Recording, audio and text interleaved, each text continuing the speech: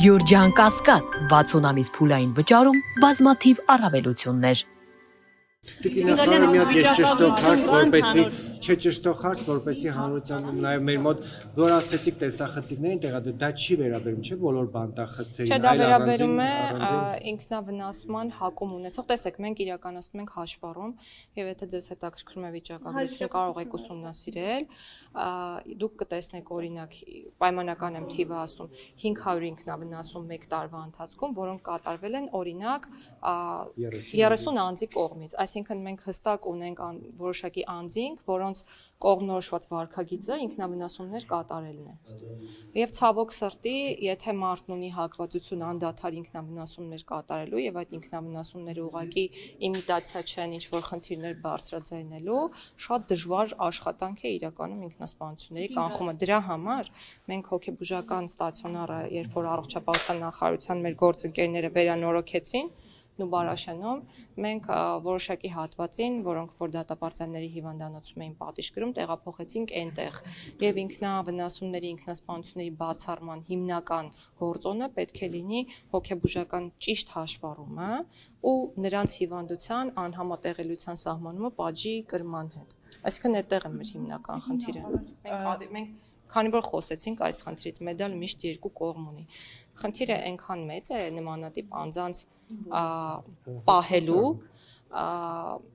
ուղղակի աննկարագրելի է, բայց քանի որ խոսել ենք, ասեմ, մենք նաև առնչվում ենք այլ անձանց իրավունքներին, որովհետև անձինք խնդիրներ ունեն նաև այդ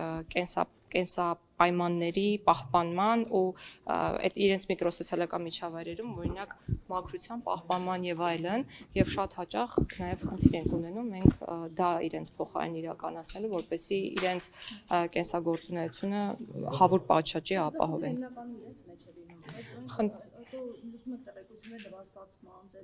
Որտեղից եք լսել։ Եթե լսել եք որևէ տեղեկություն, խնդրում եմ գրավոր ձևակերպեք եւ ուղարկեք նախարարություն, վստահեցնում եմ, որ անհետևանք չի մնա դա։ Գալյան համաձայնական բարեփոխումներին անդրադառնանք, ինչ փուլում է այս պահին այդ բարեփոխումների ընթացքը եւ ինչ էական փոփոխություններ կան, կոնկրետ այսպես հերթով ասենք, ինչ է կարող այս ընթացքում։ Խորհրդի նիստերը շարունակվում են, դուք հաճախականությանը կարծում եմ հետևում եք, բավականին հաճախ են այդ նիստերը հրավիրվում։ Մինչ այս պահը քննարկել ենք ազգային ժողովի լիազորություններին առնչվող հարցեր,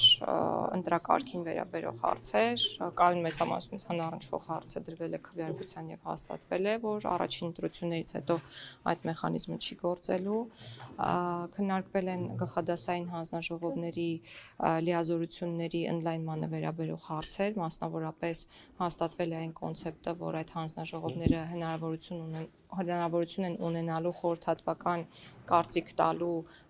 գործադիր մարմնում պաշտոններում նշանակվող անձանց վերաբերյալ, ազգային ժողովի ինքնալուծարման վերաբերյալ դրույթն է ընդունվել, ազգային ժողովում էթիկայի մշտական հանձնաժողովի ձևավորման վերաբերյալ դրույթն է քննարկվել եւ ընդունվել։ Վերջին հանդիպման ընթացքում քննարկել ենք դատախազական համակարգի հետ կապված կարգավորումները, քննարկել ենք հնարավոր տարբերակներ դատախազական խորհուրդ ունենալու, որպեսզի այդ բրգաձև կառուցվածքը ինչ որ առումով մեղմվի դատախազական համակարգում եւ մի շարք այլ կարգավորումներ։ Երբ որ ասում եք ինքնալուծարումը եւ նաեւ մի քիչ բացիկ դա եւ կարծես թե ընտրությունների երկրորդ փուլի հետ կապված եւս էական փոփոխություն։ Ընտրությունների այս պահին ինքնալուծարման որևէ մեխանիզմ նախատեսված չէ, այն դեպքում, երբ որ ազգային ժողովը ցանկանում է ցրվել ժողովրդական լեզվով ասած, մենք այդ հիմքերն ենք նախատեսում սահմանադրական, որպեսզի արհեստական այլ ճանապարհներով լուծարման, այո, որ այդպես չլինի, ավելի պարզեցված ազգային ժողովը ունի կամքը ինքնալուծարում, այսինքն X% նախաձեռնությամբ եւ X% քվեարկությամբ, այս պահին չեմ հիշի, գուցե 1/3 առաջարկով, բայց չեմ հիշի եւ 2/3 քվեարկությամբ կամ 3/5 քվեարկությամբ, խնդրում եմ որպես դոգմա այս թվական տվյալները չընդունել, որովհետեւ իրապես չեմ հիշում այս պահին։ Ինչ վերաբերում է կայուն մեծամասնությանը, ապա ժողովրդավարության ամրապնդման տեսանկյունից գտանք ճիշտ, որ հիմնական առաջին ընտրություններից հետո եթե մեկ կուսակցություն քաղաքական մեծամասնություն չի ձևավորում կամ չի ձևավորվում կոալիցիա, ոչ թե գնանք երկրորդ փուլին, այլ լինեն նոր ընտրություններ, նոր հնարավորություններ ստեղծելով քաղաքական բոլոր ուժերի մասնակցությամբ, որպեսզի ավելի մեծ հնարավորություններ ստեղծեն քաղաքական ուժերին նաև համախմբվելու երկրորդ ընտրությունների երկրորդ ընտրությունների ժամանակ ոչ, լրիվ 0-ից, այսինքն մեկնարկային կետից 0-ական նորից լինելու են նոր ընտրություններ եւ նոր ընտրությունների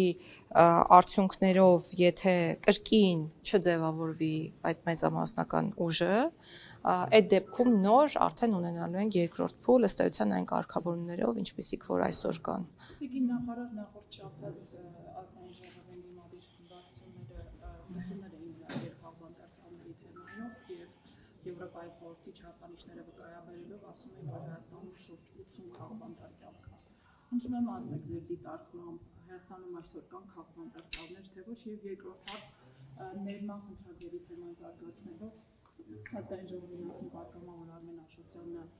ճեպազորություն ասաց, որ Սերժ Սարգսյանի օրոք մարդասիրական ակտ է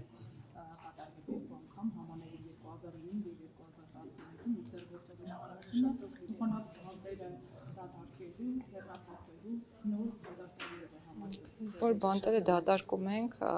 բանտերի շահառուները գալիս են հասարակություն եւ համաներումը իհարկե իրավական գործիք է եւ ես չեմ բացառում դրա կիրառումը ապագայում, բայց ամեն դեպքում փոքրինչ անհասցե է, որովհետեւ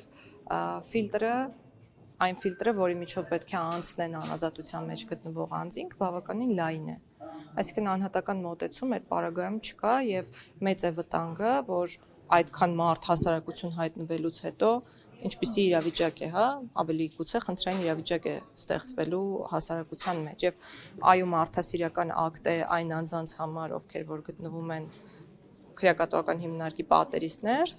եւ մենք պետք է գնահատենք, թե որքանով է մարդասիրական արարք այն մարդկանց նկատմամբ, որոնք գտնվում են քրեակատորական հիմնարկի պատերից դուրս։